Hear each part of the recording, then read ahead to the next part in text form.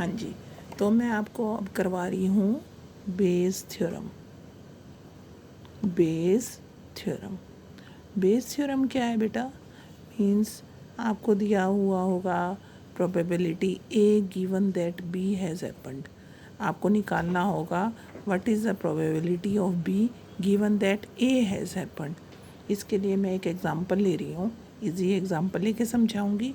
उसके बाद तुम्हें हो सकता है तो थ्योरम और थ्योरम का प्रूफ करवाऊंगी। मुझे जहाँ तक आइडिया है थ्योरम के प्रूफ तुम्हारे एग्ज़ाम में आते नहीं हैं। एक फैक्ट्री है, ठीक है, बोल्ट फैक्ट्री है, नट बोल्ट बनाती है। जैसे नट बोल्ट जब फैक्ट्री बनाती है ना, कई नट फिट होते हैं और कई नट फिट नहीं होते हैं। तो उसके पास 3 मशीन्स हैं। एक मशीन है M1 मशीन अपना प्रोडक्शन कर रही है, M2 मशीन अपना प्रोडक्शन कर रही है और M3 मशीन अपना अलग अलग तीनों मशीन कुछ ना कुछ प्रोडक्शन कर रही हैं। मीन्स M1 और M2 और M3 तीनों ही नॉन एम्प्टी हैं, मतलब कम से कम एक सिंगल प्रोडक्शन तो इनका हो रहा है।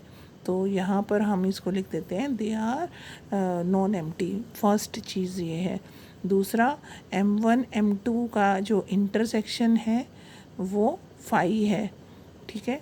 M2 M3 का इंटरसेक्शन 5 है, मतलब ये डिसजॉइंट है सब लोग, ये सब डिसजॉइंट सेट्स हैं। थर्ड कि कंपनी का जो टोटल माल है, टोटल प्रोडक्शन है, M1 M2 M3 से ही बन रही है। मीन्स M1 M2 M3 तीनों का यूनियन कर दें तो पूरा का पूरा सैम्पल स्पेस आ जाता है। तो कोई अगर ये 3 प्रॉपर्टी अगर कोई फॉलो करता है, कोई भी सेट अगर ये 3 प्रॉपर्टी फॉलो करता है, that each event is non empty. हो सकता है मैंने ये लाइन ठीक ना लिखी हो। And all the two events, any two events are disjoint sets, means उनमें कोई कॉमन नहीं है और इनका अगर यूनियन कर दें तो पूरा का पूरा सैम्पल स्पेस बन जाए। ये हमारा पूरा का पूरा सैम्पल स्पेस है। ये एस को यहाँ पर जो तुम्हारी बुक में ओम लिखा जाता है, ओम and sample space are same. तो दिस इज़ कॉल्ड पार्टीशनिंग। तो हम ओम की पार्टीशनिंग कर दी M1 M2 M3 में। ये मैंने बीच में तुम्हें पार्टीशनिंग करवा दिया कि पार्टीशन होता क्या है। तो अभी बेस थ्योरम चल रही है। बेस थ्योरम क्या करेगी? अब हमने एक अब ये M1 है, जो है M1 कंपनी का 25% जो है प्रोडक्शन M1 मशीन करती है। तो probability that A screw will come from M1, A bolt will come from M1 is 25%। तो 1/4 जो प्रोबेबिलिटी है ये गिवन है। Probability if a screw is taken at random and it will come from machine M2, it is given as 35%। तो मैं यहाँ clearly 35/100 ही लिख रही हूँ। और प्रोबेबिलिटी ऑफ M3 जो है क्वेश्चन में गिवन है कि इट इज़ 40%, तो मैं यहाँ 40/100 ही लिख रही हूँ। तो ये हमें गिवन है और ये हमें पता है, ये हमें मालूम है कि एक मशीन अगर M1 मशीन है तो अगर वो M1 मशीन से बना है और तो उसके डिफेक्टिव होने के चांसेस जो हैं 5% है। ये क्वेश्चन में दिया हुआ है। Probability that the bolt will be defective if it is produced by M1 is 5%। Probability that the bolt is defective it is produced if it is produced by M2 is 4%, and probability of defective product if it is made by machine M3 it is given as 2%। ठीक है। तो अब question क्या है? अब क्या किया आपने? सारे जितने भी प्रोडक्शन था उन सब के बोल्ट को मिक्स कर दिया। 100 बोल्ट्स प्रोडक्शन हुए मान लो और 100 के 100 मिक्स करके रख दिए। अब उसमें 100 बोल्ट्स में आपने एक सर्वे हुआ, बाहर से एक बंदा आया, उसने एक बोल्ट को उठा लिया और वो निकल गया defective. Now my question is what is the probability? ये बोल्ट तो आ गया आपका defective, given that it is defective, ये कंफर्म हो गया है। उठा लिया उसने एक बोल्ट और उसको देखा वो डिफेक्टिव नहीं है। Given that it is defective, what is the probability that it came from machine M1? So this is the Bayes theorem.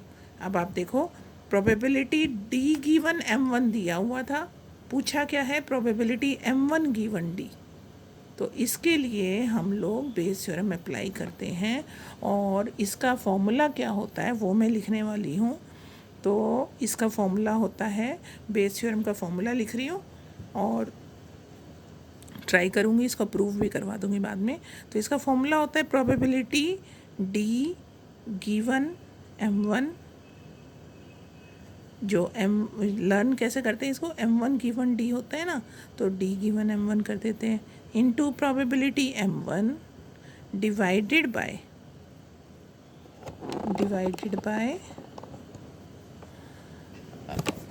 Just that, हाँ जी ठीक है, डिवाइडेड बाय।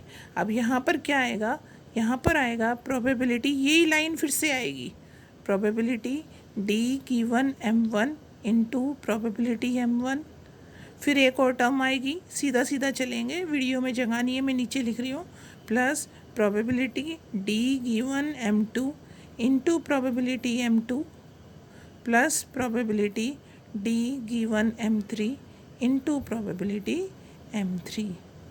तो यहाँ पर हम इसको कैलकुलेट करते हैं।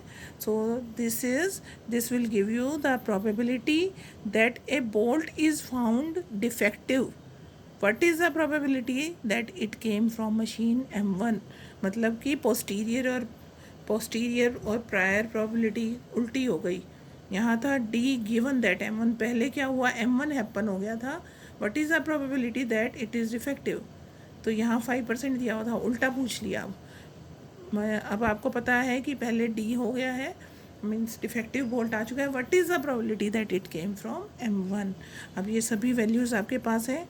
प्रोबेबिलिटी डी गिवन m1 ये हमारे पास 5% है, तो 5% को मैंने लिख दिया है 0.05 मल्टीप्लाई में प्रोबेबिलिटी m1 की प्रोबेबिलिटी 1/4 दी हुई है 0.25 divided by, first term same है 0.05 मल्टीप्लाई बाय 0.25 प्लस क्या किया हमने, डी गिवन m2 4% दिया हुआ है 0.04, ध्यान से 4% को लिखेंगे 0.04, और probability D given m2 into probability of m2 is 0.35, तो यहाँ लिखा 0.35 plus D given m3 is 2% हमने लिखा 0.02,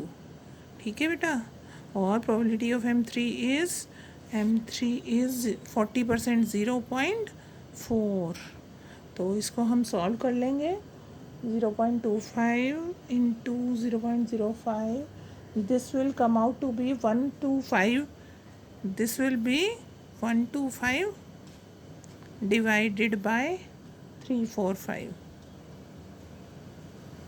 125 divided by 345, this will be your answer, 25/69, this will be your answer। now homework is, जैसा कि मैं हर क्वेश्चन में एक होमवर्क देती हूँ, आपको होमवर्क है find the probability if a bolt is found to be defective, what is the probability that it came from m2 machine, this is your question। next question is what is the probability that it came from m3 machine, so this whole is your question। और ये तो confirm है ही कि वो जो defective अगर bolt है या तो वो m1 ने बनाया होगा या m2 ने या m3 ने, तो इन तीनों का सम 100% आना चाहिए। तो अगर आप ऐसे भी कर सकते हो कि m1 का आंसर मैंने आपको दे दिया 25/69, m2 का आंसर आपका आ जाएगा 28/69, ये आंसर आएगा, इसका मैं आपको आंसर बता रही हूँ। तो नेचुरल सी बात है, आप क्या करोगे कि इन दोनों को सम कर दोगे, 25 50 और 3 53, तो 7 और 9 16, 16/69 इसका आंसर आ जाएगा।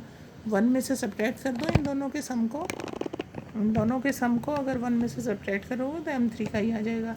वैसे m3 का आप अपने आप से निकाल भी सकते हो। So this is example of Bayes theorem. अब मैं आपको बेस थ्योरम करवाने जा रही हूँ नेक्स्ट वीडियो में।